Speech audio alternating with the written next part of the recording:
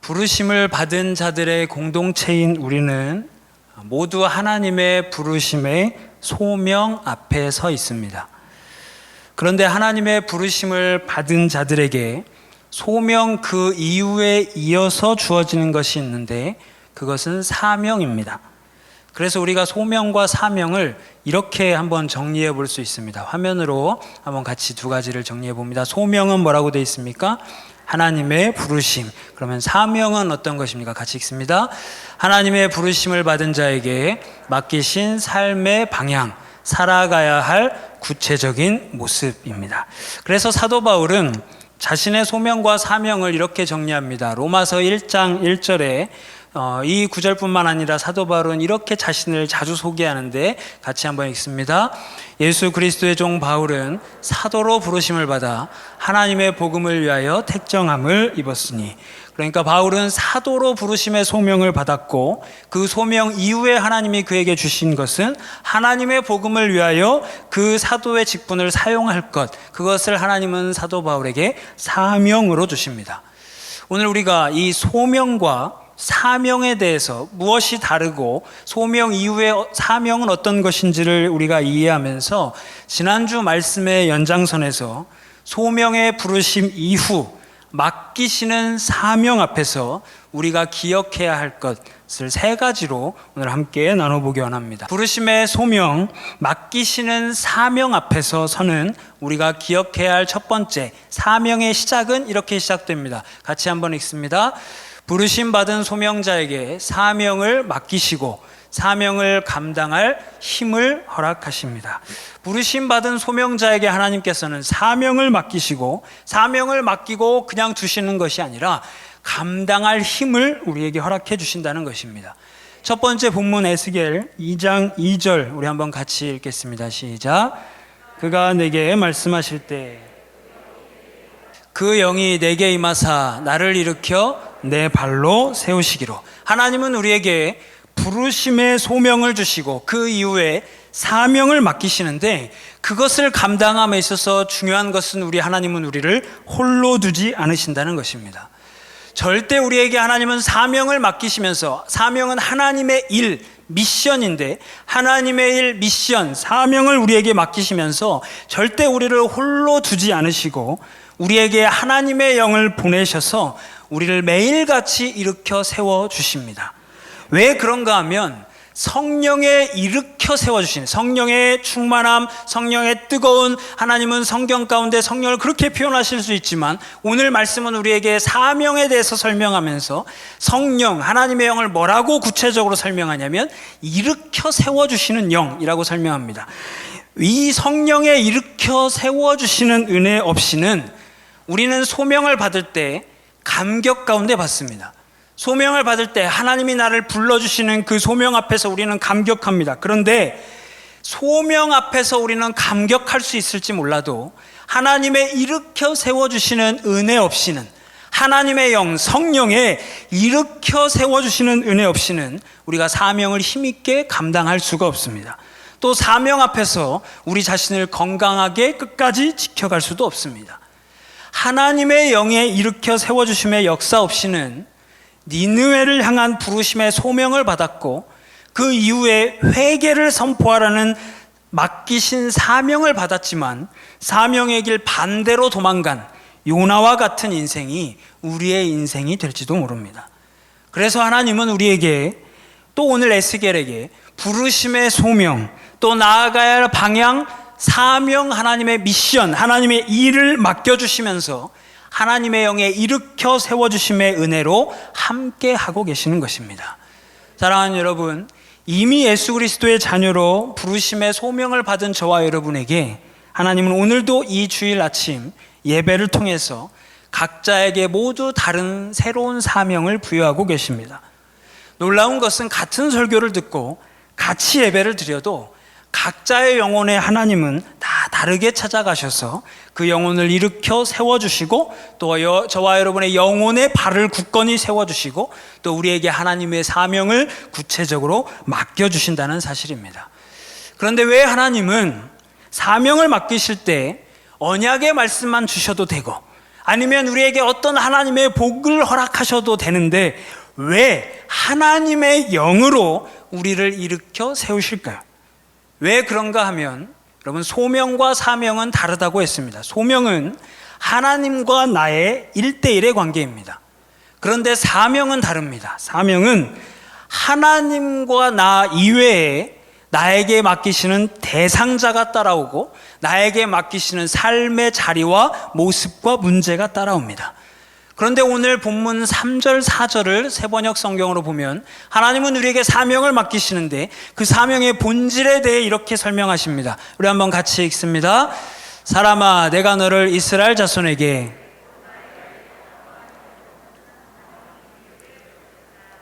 그들은 그들의 조상처럼 이날까지 나에게 죄만 지었다.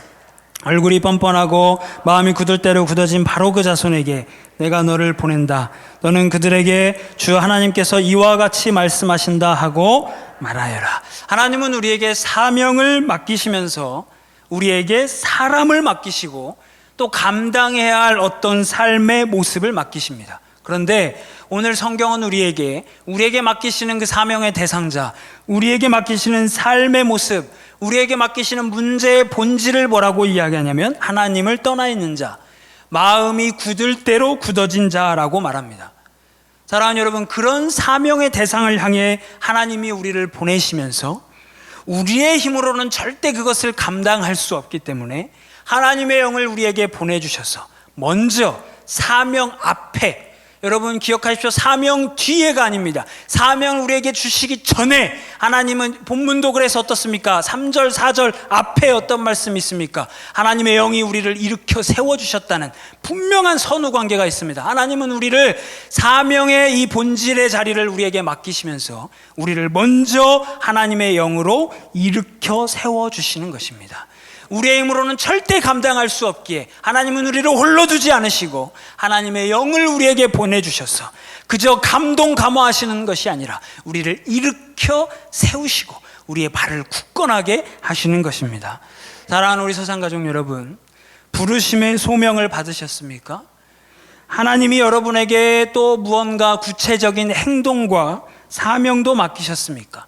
하나님은 우리를 부르시고 하나님의 일을 맡기시면서 먼저 하시는 것이 있습니다. 그것은 바로 그 사명을 맡을 만한 힘을 우리에게 주시는데 하나님의 영으로 우리에게 오셔서 우리를 일으켜 세우시고 우리가 걸어갈 그 발을 하나님 안에서 굳건하게 세워가시는 것입니다. 그렇기에 걱정하지 마십시오. 에스겔에게 사명을 주시고 하나님의 영으로 에스겔을 먼저 일으켜 세우신 그 에스겔의 하나님은 우리에게도 먼저 충만히 임재하실 것입니다. 하나님은 지금도 저와 여러분 사명자인 우리를 하나님의 영으로 매일매일 매 순간마다 일으켜 세우고 계십니다. 그런가 하면 두 번째, 부르심의 소명, 맡기시는 사명 앞에서는 우리가 기억해야 할 두 번째, 사명의 과정은 이렇게 감당해야 합니다. 두 번째, 같이 한번 읽습니다. 사방이 막힌 산으로 올라가 하나님만 붙들어야 합니다. 다시 한번 읽습니다. 사방이 막힌 산으로 올라가서 하나님만 붙들어야 합니다. 오늘의 두 번째 본문 출애굽기 17장 8절 이하를 보시면 오늘 하나님을 대적하는 아말렉과의 전쟁을 오늘 모세가 만납니다. 그런데 이 아말렉과의 전쟁을 만난 모세의 상황은 전혀 전쟁이 준비된 상황이 아닙니다. 이 8절 앞에 출애굽기 17장 1절에서 7절 이하를 보시면 이 전쟁 직전에 이스라엘의 상황은 어떤 상황이었냐면 백성이 마실 물이 없어서 모세와 하나님을 향해 원망하는 것을 모세가 마주했던 상황이었습니다. 그 일 직후에 전쟁이 일어났기 때문에 전쟁 대비가 되었을 리가 없습니다. 전쟁이 대비되어 있지 않고 백성이 지도자와 하나님에게서 마음이 떠나서 7절에 하나님을 시험하던 절체절명의 상황 속에서 모세는 전쟁 개시와 동시에 여호수아에게 이렇게 말합니다. 너에게 평지의 이스라엘을 맡기고 나는 산 꼭대기로 올라가겠다. 여러분, 왜 모세는 산 꼭대기로 올라가고 있습니까? 여러분 한번 상상해 보십시오. 산 꼭대기는 어디입니까? 산은 위로 갈수록 길이 점점 좁아집니다. 산은 위로 점점 올라가면 올라갈수록 도망갈 수 있는 길이 없어지기 시작합니다. 산 꼭대기라는 것은 퇴로가 완전히 막힌 곳입니다. 여러분, 평지에서 전쟁을 하면 위기를 만난다 하더라도 적이 올 때 동서남북 중에 한 군데는 뚫려 있습니다. 그러면 그곳으로 내가 도망갈 수도 있는데, 산 꼭대기는 도망갈 길이 전혀 없는 퇴로가 막혀버린 곳입니다. 산 꼭대기는 퇴로가 전혀 없는 위기의 장소입니다. 그런데 오늘 모세는, 하나님이 모세에게 산 꼭대기로 가라 하신 적이 없습니다. 그런데 오늘 모세는 스스로 퇴로 속으로 자신을 몰아갑니다. 고립을 자초하여 산 꼭대기로 올라갑니다. 산 꼭대기는 어떤 곳입니까? 절박함에 하나님 한 분밖에는 몰두할 수밖에 없는 그곳이고, 온 정신을 하나님께로만 몰두하지 않고는 방법이 없는 곳입니다. 오늘 모세는 그 산 꼭대기로 올라가서 퇴로를 막아놓고 자초하여 고립을 택하고 하나님 앞에 이렇게 외치는 것입니다. 하나님이 도와주시지 않으면 나는 퇴로가 막혔습니다. 하나님이 막 도와주시지 않으면 우리에게는 희망이 없습니다. 하나님이 아니면 도저히 살 길이 없습니다. 너무도 절박한 부르짖음으로 산 꼭대기에서 하나님 한 분만 보이는 그곳에서 하나님께 매달리고 있는 것입니다. 산 꼭대기로 올라가는 의미의 첫 번째는 스스로 퇴로를 끊어버리는 것을 의미합니다. 그런가 하면 두 번째로, 산 꼭대기로 올라가는 것은 무엇을 의미하냐면, 산 꼭대기로 올라가는 것은 절박한 부르짖음을 택한 것과 동시에 내가 이 전쟁에서 무언가를 해보겠다고 하는 인간적 의지를 완전히 포기하고 있는 것입니다. 모세가 이스라엘의 군대의 지휘관이었습니다. 이스라엘의 군대의 지휘관이 평지에서 이스라엘 군대와 함께 있었다고 생각해 보십시오. 그랬다면 아마 적이 몰려올 때, 적이 어느 쪽에서 어떤 모습으로 몰려올 때마다 인간적인 판단으로 이 방법을 써볼까? 저 방법을 써볼까? 여기에는 좀 이렇게 대처해볼까? 여러 가지 인간적인 의지와 판단, 또 여러 가지 인간적인 방법을 안 하려고 해도 순간순간 본능적으로 입으로 나왔을 것이고, 모세가 그렇게 행동했을 것입니다. 그런데 오늘 모세는 그 본능적으로 인간적 의지를 쓸 수밖에 없는 공간, 그 평지를 떠나서 이스라엘과 완전히 분리된 곳, 그의 의지와 판단이 전혀 영향을 줄 수 없는 곳, 산 꼭대기로 올라가서 이 전쟁에서 자신이 무언가 해보고자 하는 모든 시도를 완전하게 내려놓습니다. 모세가 어떻게 이것을 택할 수 있었겠습니까? 그 이유는 모세는 이미 출애굽 직후에 만났던 거대한 문제, 홍해와 애국 군대가 앞뒤에서 자신들을 에워쌌던 그 시간에 하나님의 승리를 어떻게 하면 만나는가를 분명하게 이미 경험했기 때문입니다. 그 승리의 과정에서 모세는 하나님이 어떤 분이신지를 배웠고 완전히 영혼 속에 체득했습니다. 출애굽기 14장 13절 우리 한번 같이 읽습니다. 모세가 백성에게 이르되 너희는 두려워하지 말고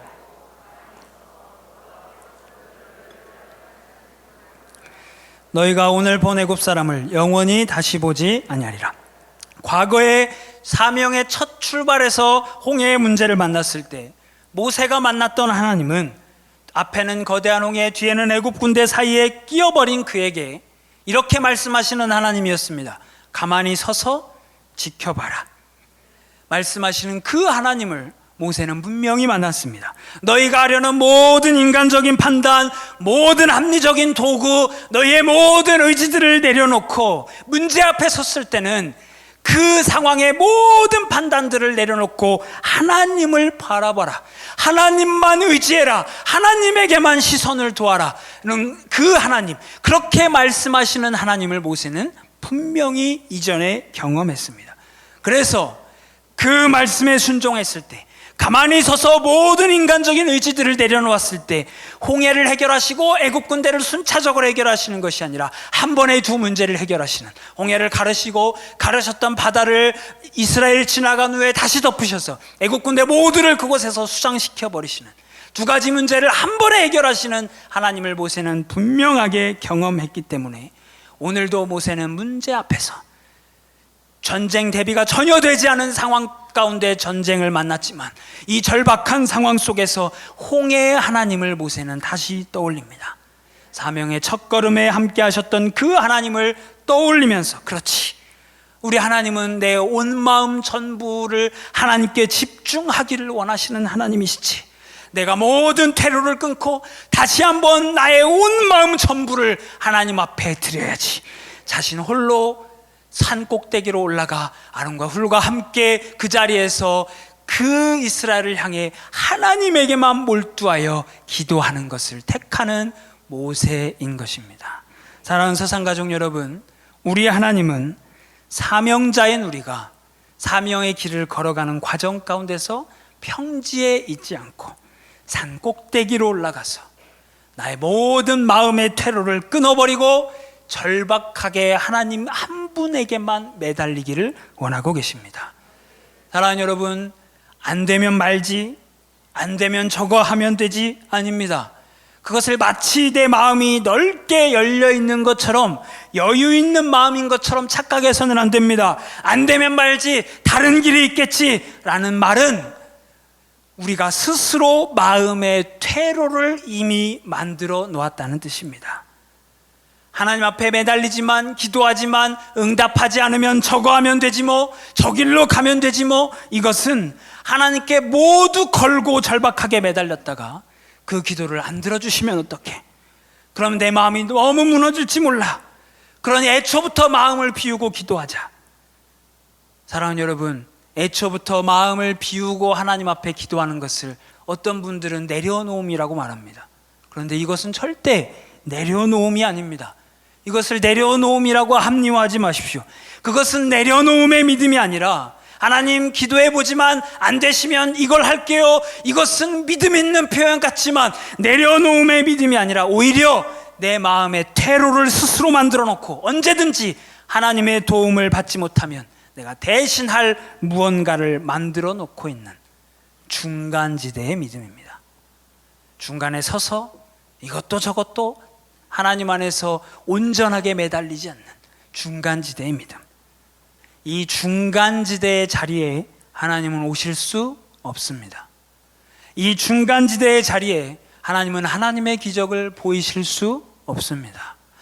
사랑하는 우리 서산가족 여러분, 하나님이 우리를 부르시고 하나님의 일을 맡기셔서 사명자로 살아갈 때 우리가 반드시 기억해야 할 두 번째는 진정 하나님 앞에 절박해지는 산 꼭대기로 올라가는 것. 내 마음의 퇴로를 끊고 하나님 앞에만 집중하는 것, 이것이 하나님의 승리를 우리에게 가져다 주는 길입니다. 내가 당장 개입해서 무언가 할 수 있는 이스라엘 군대가 있는 평지보다 나는 완전히 빠지고 하나님만 오로지 일하시도록 하나님만 바라보는 산 꼭대기로 나의 마음을 이동시키기를, 그래서 우리도 모세와 이스라엘 가운데 함께 하시는 그 은혜를 저와 여러분도 반드시 삶에서 체험할 수 있기를 주님의 이름으로 축복합니다. 자, 사명의 시작과 사명의 과정을 바라보았습니다. 그러면 마지막 세 번째, 부르신 소명, 맡기시는 사명 앞에서는 우리가 기억해야 할 세 번째, 우리의 사명의 끝은 이러해야 합니다. 우리 한번 같이 읽습니다. 나의 지나온 사명의 여정에 집중하지 않고 오로지 겸손히 은혜의 하나님께만 집중하는 것입니다. 우리가 본문으로 읽지는 않았습니다만 세 번째 본문은 사무엘하 7장입니다. 사무엘하 7장을 보시면 오늘 다윗은 통일 이스라엘을 이룩하고 모든 주위의 원수들을 무찔렀습니다. 그래서 성경에 보니까 평안을 맞이한 때라고 했습니다. 모든 역경과 어려움을 이겨내고 끝까지 자신이 하나님 앞에 믿음을 지켜서 왕이 됐습니다. 그렇다면 여러분 상상해 보십시오. 여러분이 수많은 우여곡절을 지나서 수 없는 인생의 위기를 지나서 내게 주신 하나님의 어떤 그 길을 완성했다고 생각할 때 여러분이 누군가를 만나면 지나온 나의 삶을 얘기하고 싶지 않겠습니까? 내가 이런 길을 걸어왔습니다. 내가 이런 우여곡절들이 있었는데 이 지금 그 모든 역경을 지나서 이 자리에 왔습니다. 왕이 된 자신의 삶을 돌아보았을 때 다윗이 백성들에게 얼마나 하고 싶은 말이 많았겠습니까? 백성들 앞에 자신을 내보이면서 얼마나 그 앞에 서고 싶었겠습니까? 그런데 오늘 다윗은 그 모든 자신이 지나온 인생의 그 여정에 시선을 두지 않고 오로지 자신의 하나님을 높이고 하나님에게만 시선을 두고 있습니다. 다윗은 어려움 끝에 승리하고 왕이 된 후에 가장 먼저 한 것이 무엇이냐면 백성들 앞에 왕인 자신을 보여주고 세우지 않습니다. 누구 앞에 서냐면 먼저 하나님 앞에 섭니다. 왜 그러했습니까? 다윗은 하나님이 자신에게 왕의 소명을 주신 그 왕의 소명을 주셨지만 자신에게 진정 맡기신 사명은 왕의 소명을 통해 하나님을 영광되게 하는 것, 하나님을 찬양하는 것, 하나님을 높이는 사명을 자신에게 주었고 자신은 그것을 단지 감당할 뿐이라는 분명한 사실을 알았습니다.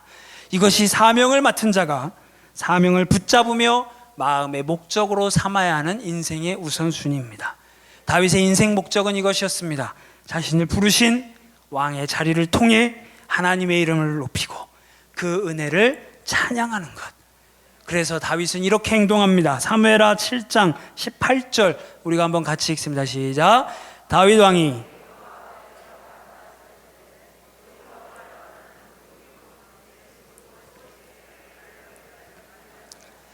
다윗은 지금 지극히 매우 성공한 상태입니다. 그런데 다윗은 자신의 성공에 집중하지 않고 하나님의 은혜에 집중합니다. 오늘 말씀에 여러분 하늘색으로 된 부분 보십시오. 여호와 앞에 들어가 앉아서, 이때 여기에 들어가다라고 하는 히브리어의 원래 어원은 어딘가 문을 열고 한번 들어갔다라는 의미가 아닙니다. 이 들어가다라는 히브리어 어원은 지속적으로 꾸준히 계속해서 왕래하다라는 뜻입니다. 그러니까 오늘 다윗은 왕이 되어서 주 여호와여 나는 누구이며 내 집은 무엇이기에 나를 이렇게 사랑하십니까? 한 번 은혜의 고백을 한 것이 아닙니다. 지속적으로 매일 하나님 앞에 계속해서 왕래하며 여호와 앞에 서서 이렇게 고백하는 것입니다. 주 여호와여 내가 무엇이기에, 우리의 집이 무엇이기에 나를 이렇게 사랑하십니까? 다윗은 백성 앞에 서고 싶은 모든 욕망을 다 뒤로하고 하나님 앞에 아침에도 점심에도 저녁에도 또 내일에도 계속해서 예배하며 그 앞에 서서 이렇게 고백합니다. 주 여호와여 내가 무엇이기에 나를 이렇게 사랑하십니까? 다윗이 백성에게 하고 싶은 말 모두를 뒤로하고 다윗은 계속해서 이 말을 반복합니다. 주 여호와여 나는 누구이기에, 내가 무엇이기에 나에게 이런 은혜를 베푸십니까? 사랑하는 여러분, 다윗은 참 하나님의 은혜를 많이 받았던 사람입니다. 하나님은 다윗에게 약속하셨던 모든 축복은 다 이루어 주셨습니다. 또 그의 인생과 자손들에게 약속하셨던 모든 복도 이루어 주셨습니다. 왜 그러셨습니까? 다윗은 하나님의 은혜를 받아서 간직하고 풍성히 누릴 만한 넓고 깊은 은혜의 터가 이미 준비된 사람이었기 때문입니다. 그 은혜의 터는 바로 하나님 앞에서의 철저한 겸손이었습니다. 사랑하는 여러분, 우리의 사명의 끝이 이렇기를 소원합니다. 저와 여러분이 다윗과 같이 사명의 끝에서 사명을 완수한 우리 자신을 보지 않고 우리 자신을 높이지 않고 오로지 하나님만 높이는, 내가 높일 때 그것을 통해 내 주변 사람들도 함께 하나님을 높이게 되는, 상상해 보십시오. 다윗이 하나님 앞에 계속 매일 이렇게 고백할 때 아마도 백성은 다윗을 기다리다가 다윗이 그렇게 하나님을 높이고 있다는 소식을 들을 때 백성도 뭘 했겠습니까? 서서 하나님을 높였을 것입니다. 여러분, 우리가 하나님을 높일 때 이 높이는 것은 선순환으로 우리 주변에 퍼져나갑니다. 우리가 하나님을 진정 높이면 나의 가정이, 나의 자녀가, 나의 가문이 하나님을 높이는 놀라운 은혜가 우리의 삶 가운데 주어지는 것입니다. 사랑하는 여러분, 이 은혜가 우리에게 있기를 주님의 이름으로 축복합니다.